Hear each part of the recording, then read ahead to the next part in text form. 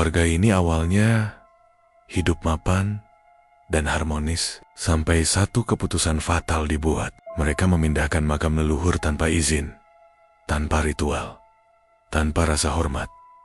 Dan sejak malam itu, satu persatu anggota keluarga mereka mati secara mengenaskan. Yang paling mengerikan, beberapa dari mereka masih hidup, tapi jiwanya sudah tidak ada. Sejak makam digali, satu keluarga mati perlahan. Nama gue Aris. Sampai hari itu, gue selalu percaya kalau cerita soal arwah leluhur cuma dongeng lama yang diwariskan turun-temurun buat nakut-nakutin anak kecil supaya nurut. Buat gue, hidup itu soal kerja keras, logika, dan keputusan manusia. Sendiri, keluarga gue adalah keluarga besar keturunan Tionghoa yang cukup dikenal di pinggiran kota Semarang. Kami hidup berkecukupan, bahkan bisa dibilang mapan. Rumah keluarga besar berdiri di atas tanah luas dengan halaman depan yang selalu bersih dan pohon mangga tua yang katanya sudah ada sejak zaman kakek buyut gue masih hidup. Dari luar, keluarga kami terlihat rukun, tertata, dan harmonis. Tapi, gue baru sadar, semua itu cuma tampilan luar. Retaknya sudah ada sejak lama. Dan keputusan ibu gue, Ibu Melati, jadi pemicu kehancuran yang sebenarnya. Ibu Melati adalah anak tertua di keluarga besar. Dari dulu, semua orang terbiasa menuruti ucapannya. Dia tegas, keras kepala, dan terbiasa memegang kendali. Om, tante, bahkan sepupu-sepupu yang lebih tua jarang membantah. Karena kalau sudah bicara, nada suaranya selalu terdengar seperti keputusan akhir. Sejak kakek Dharma mulai sakit-sakitan dan sering terbaring lemah di kamarnya, Ibu Melati merasa dialah yang paling berhak mengatur urusan keluarga, termasuk hal-hal yang seharusnya tidak disentuh sembarangan. Suatu malam, saat keluarga besar berkumpul di ruang tengah, Ibu Melati menyampaikan niatnya. Dengan suara datar tapi tegas, dia bilang ingin memindahkan seluruh makam leluhur keluarga ke satu area pemakaman baru. Katanya, makam lama terpencar, jauh dari rumah, dan susah dirawat. Kalau disatukan, lebih praktis, lebih rapi, dan gampang diziarahi saat hari-hari penting. Beberapa orang mengangguk pelan, mungkin karena terdengar masuk akal, atau mungkin karena sudah terbiasa setuju saja. Tapi kakek Dharma langsung bereaksi. Wajahnya yang pucat karena sakit mendadak memerah. Dengan suara bergetar, tapi jelas dan penuh tekanan, kakek menentang keras rencana itu. Dia bilang, pemindahan makam bukan urusan sepele. Ada adat yang harus dijaga, ada izin leluhur yang harus diminta, harus ada ritual khusus, hari baik harus ditentukan, penjaga makam harus ikut dipindahkan, dan tanah dari makam lama harus dibawa ke makam yang baru. Kalau sembarangan, kata kakek waktu itu, matanya menatap satu persatu wajah anak-anaknya. Yang bangun bukan cuma tanahnya, tapi yang tidur di dalamnya. Suasana ruang tengah langsung sunyi. Gue ingat bulu kuduk gue berdiri, walau saat itu gue masih menertawakan kata-kata kakek dalam hati. Ibu Melati cuma mendengus pelan. Dia bilang, kakek terlalu percaya hal-hal kuno. Menurutnya, dunia sudah modern. Orang mati, ya tetap mati. Lagi pula, biaya ritual adat itu mahal. Dan menurut dia, nggak masuk akal menghabiskan uang sebanyak itu untuk orang yang sudah meninggal puluhan tahun lalu. Perdebatan malam itu berakhir tanpa kesepakatan, tapi Giu tahu, dalam hati, Ibu Melati sudah mengambil keputusan. Dan benar saja, beberapa minggu kemudian, tanpa menunggu persetujuan semua anggota keluarga, proses pemindahan makam mulai dilakukan. Belakangan, gue baru tahu kalau ada alasan lain di balik keputusan itu. Saat makam leluhur digali, ditemukan perhiasan emas, cincin, kalung, dan beberapa benda berharga lain yang ikut dikuburkan bersama jenazah. Menurut cerita lama, benda-benda itu adalah bekal dan simbol penghormatan terakhir. Tapi bagi Ibu Melati, itu hanyalah harta yang terkubur. Sia-sia. Dia memutuskan untuk mengambil semuanya tanpa ritual, tanpa hazen, tanpa membawa tanah makam lama yang seharusnya ikut dipindahkan. Hari penggalian itu panas terik, matahari menyengat tanpa ampun. Gue sempat datang sebentar ke lokasi lama dan melihat para pekerja menggali tanah dengan cangkul dan linggis. Siangnya, mereka masih bercanda, tertawa, bahkan merokok sambil berceloteh soal kerjaan. Tapi saat sore menjelang, salah satu dari mereka mendadak berteriak, lalu terjatuh. Kakinya kaku, jari-jarinya melintir aneh, seperti dipelintir oleh sesuatu yang tidak terlihat. Beberapa jam kemudian, dia tidak bisa berdiri sama sekali. Keesokan harinya, dua pekerja lain mengalami hal serupa. Tubuh mereka lumpuh mendadak tanpa sebab medis yang jelas. Dokter bilang saraf mereka seperti terputus, tapi tidak ada luka atau benturan apapun. Warga sekitar mulai berbisik. Ada yang bilang makam itu tidak direstui. Ada yang bilang penunggunya marah. Tapi semua bisikan itu diabaikan. Ibu Melati tetap lanjut. Dia bilang itu cuma kebetulan. Orang-orang cuma mencari alasan karena takut. Malam setelah pemindahan makam selesai, suasana rumah kami berubah. Udara terasa lebih dingin.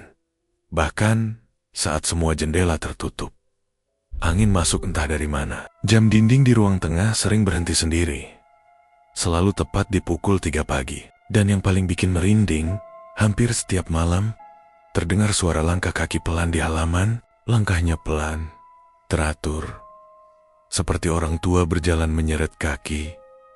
Saat dicek, halaman kosong.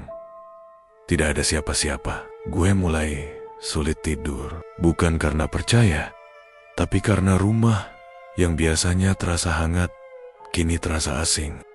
Dan tanpa gue sadari saat itu, petaka pertama sebenarnya sudah berdiri di ambang pintu, menunggu waktu yang tepat untuk masuk dan menghancurkan segalanya. Beberapa hari setelah pemindahan makam itu, Maya sepupu gue akhirnya pulang dari Singapura. Maya sudah hampir 5 tahun kerja di sana.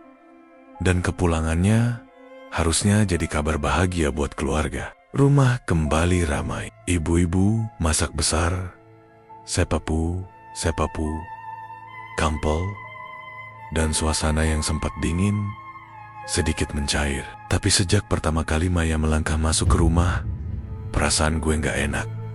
Senyum Maya kaku, matanya sering melirik ke belakang, seolah-olah ada sesuatu yang mengikutinya masuk. Waktu ditanya kenapa, Maya cuma tertawa kecil, tapi suaranya terdengar dipaksakan. Dia bilang, dari bandara sampai rumah, dia merasa gak sendirian di mobil, katanya.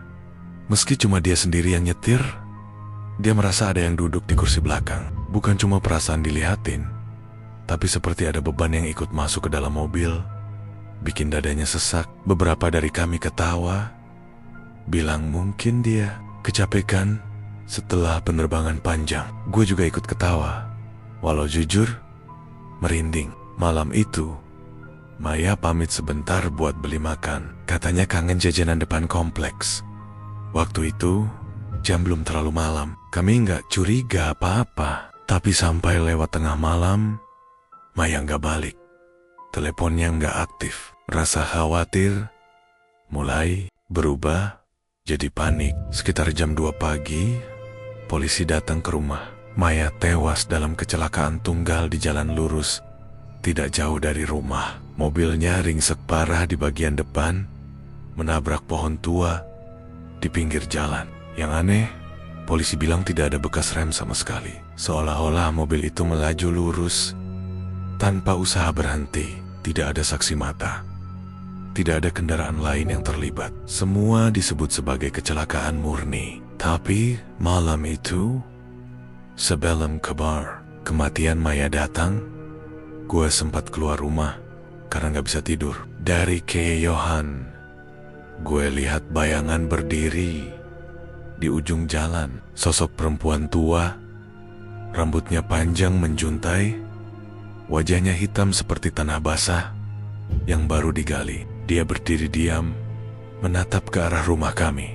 Begitu lampu motor tetangga menyala, bayangan itu lenyap begitu saja. Sejak kematian Maya, suasana keluarga benar-benar berubah. Rumah yang dulu ramai terasa berat. Setiap sudut seolah menyimpan rasa duka dan ketakutan yang tidak terucap. Dan itu baru permulaan. Beberapa hari kemudian, Bapak Surya, paman gue, ditemukan tergeletak di kamar mandi. Katanya terpeleset. Tapi waktu gue lihat sendiri punggungnya, ada bekas lebam memanjang, seperti bekas yari-yari besar yang mencengkeram keras. Tidak wajar. Beberapa jam setelah kejadian itu, Bapak Surya terkena stroke. Separuh tubuhnya lumpuh. Dokter bilang tekanan darahnya melonjak tiba-tiba. Tanpa sebab yang jelas, Ibu Melati juga berubah drastis. Setiap hari, punggungnya makin bungkuk, jalannya kuku, langkahnya pendek-pendek, seperti orang yang menahan beban berat. Kalau dilihat dari belakang, bahunya seperti ditindih sesuatu. Matanya sering kosong. Malam-malam, dia sering duduk sendirian di ruang tengah, ngomel tanpa arah. Suaranya pelan, tapi penuh amarah. "Aku sudah ambil hakku," teriaknya suatu malam. "Itu milikku. Mereka gak berhak ambil lagi." Tidak ada siapa-siapa di hadapannya, tapi dia terus berteriak, seperti sedang berdebat dengan sesuatu yang hanya bisa dia lihat. Kakek Dharma semakin terpuruk. Setiap habis maghrib, beliau sering menangis sendiri di kamarnya. Waktu gue duduk di sampingnya, kakek menggenggam tangan gue erat-erat. Dengan suara gemetar, beliau bilang, "Leluhur marah, penjaga makam ditinggalkan, tanah asal tidak dibawa. Arwah-arwah itu kehilangan tempat pulang. Mereka tersesat, dan dalam kesesatan itu, mereka menuntut balasan. Akhirnya, keluarga sepakat memanggil Guruwang. Dia dikenal sebagai praktisi spiritual yang paham adat leluhur Tionghoa. Guruwang datang bersama asistennya, Bimo. Sejak menginjakan kaki di halaman rumah, wajah Guruwang langsung berubah. Dia berhenti lama, menatap ke arah belakang rumah, tepat ke arah sumur tua yang sudah lama tidak dipakai. Ritual penebusan dilakukan malam itu. Lilin dinyalakan, mantra dilantunkan. Bimo menabur abu dan tanah yang tersisa dari makam lama. Tapi wajah Guruwang makin pucat. Setelah ritual selesai, dia bilang dengan suara pelan bahwa karma ini sudah terlanjur berjalan. Ritual hanya bisa mengurangi dampak, bukan menghentikan semuanya. Malam itu juga, jeritan terdengar dari arah sumur tua. Jeritan panjang, melengking, seperti suara anak kecil yang ketakutan. Semua orang berlarian ke belakang rumah. Diki dan Miko, dua anak kecil di keluarga kami, ditemukan tewas di dasar sumur. Tubuh mereka saling berpelukan. Tidak ada yang tahu bagaimana mereka bisa jatuh bersamaan. Tapi tetangga bilang, sebelum jeritan itu berhenti, mereka dengar suara nenek tua tertawa pelan dari arah sumur. Beberapa hari setelah pemakaman Diki dan Miko, Bapak Baskoro, paman gue yang lain, ditemukan gantung diri di kamar. Dia mengalami depresi berat sebelum meninggal. Dia sempat bilang kalau setiap malam ada yang duduk di ujung ranjangnya. Sosok itu menatapnya lama, tanpa mata, tanpa suara, tapi penuh tuntutan. Keluarga kami hancur dari dalam, bukan karena satu kejadian, tapi karena teror yang datang bertubi-tubi. Dan di tengah semua itu, gue mulai sadar, kematian Maya bukan kecelakaan. Itu adalah tanda bahwa sesuatu yang lama ditinggalkan kini pulang untuk menagih hutang. Ritual terakhir akhirnya diputuskan untuk dilakukan di area pemakaman baru. Tempat semua tulang belulang leluhur kami sekarang dikumpulkan. Guruwang bilang, kalau masih ada sedikit harapan, itu hanya bisa dicoba di sana. Dia membawa tanah dari makam lama yang masih tersisa dibungkus kain kuning kusam. Tanah itu didapat dengan susah payah, karena sebagian besar makam lama sudah rata dengan tanah. Guru Wang sendiri terlihat ragu. Wajahnya tegang sejak awal perjalanan. Dari caranya berjalan dan napasnya yang berat, gue tahu dia sendiri tidak yakin ritual ini akan berhasil. Malam itu langit gelap tanpa bintang. Angin berhembus pelan, tapi terasa dingin, menusuk tulang. Kami berdiri mengelilingi makam baru. Lilin-lilin ditancapkan di tanah yang masih merah dan lembab. Bau dupa bercampur dengan aroma tanah basah, membuat perut gue mual. Guru Wang mulai melantunkan doa-doa, sementara Bimo menaburkan tanah lama ke atas makam satu persatu. Tapi semakin lama ritual berlangsung, suasana justru makin berat. Engin berhenti. Mendadak, api lilin berkedip-kedip liar, lalu beberapa padam dengan sendirinya.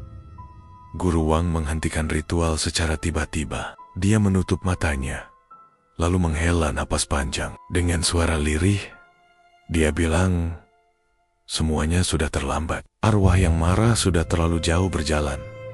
Mereka tidak mau dipanggil pulang. Mereka datang untuk menuntut. Kami pulang ke rumah dengan perasaan hancur. Tidak ada yang bicara. Malam itu, gue tidak bisa tidur sama sekali. Sekitar pukul 3 pagi, gue mendengar suara kursi digeser dari ruang tengah. Suaranya pelan, tapi jelas. Dengan jantung berdegup kencang, gue mengintip dari balik pintu kamar. Di ruang tengah, Ibu Melati dan Ibu Ratna duduk berdampingan di sofa. Posisi mereka tegak, tangan terletak rapi di paha. Mata mereka terbuka, menatap lurus ke depan. Tapi tidak ada kehidupan di sana. Tidak ada gerakan dada, tidak ada kedipan.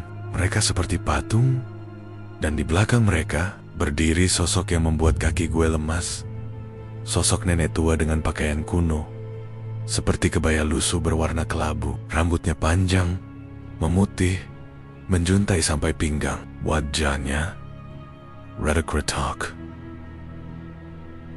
seperti tanah kuburan yang kering dengan garis-garis hitam mengisi celah-celah kulitnya. Matanya cekung, tapi di dalamnya ada sorot dingin yang menembus dada gue.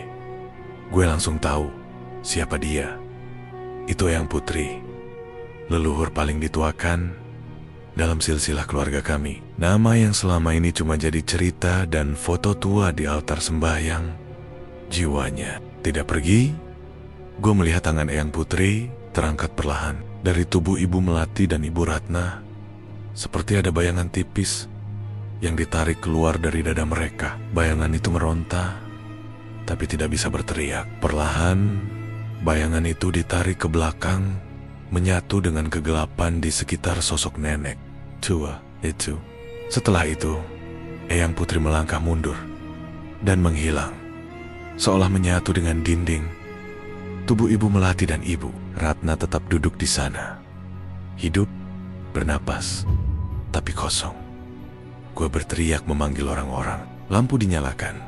Semua berlarian ke ruang tengah. Guru Wang yang masih menginap malam itu langsung tahu apa yang terjadi. Begitu melihat kondisi mereka, dia menunduk lama, lalu bilang dengan suara berat, hukuman sudah dijatuhkan.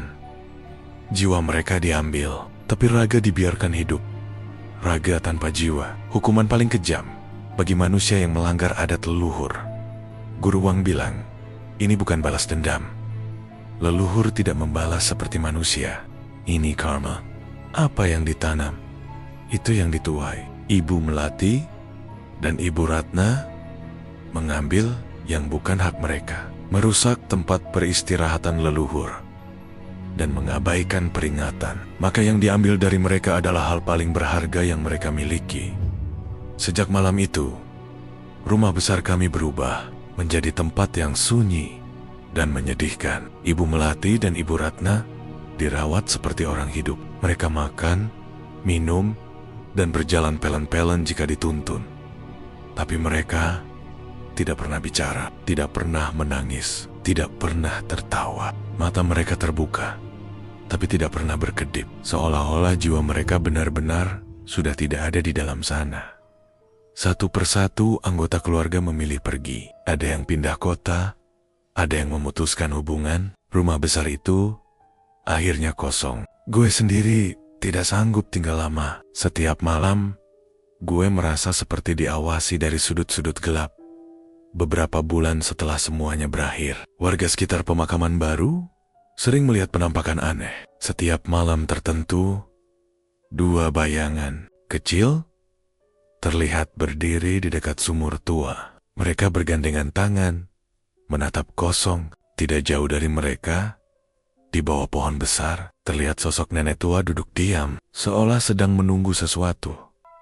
Tidak ada yang berani mendekat. Gue akhirnya pergi jauh dari kota itu. Tapi cerita ini terus hidup. Pesan itu terus terngiang di kepala gue sampai sekarang. Leluhur bukan untuk dipindahkan sembarangan. Yang mati bisa lebih marah dari yang hidup. Dan cerita pun tamat.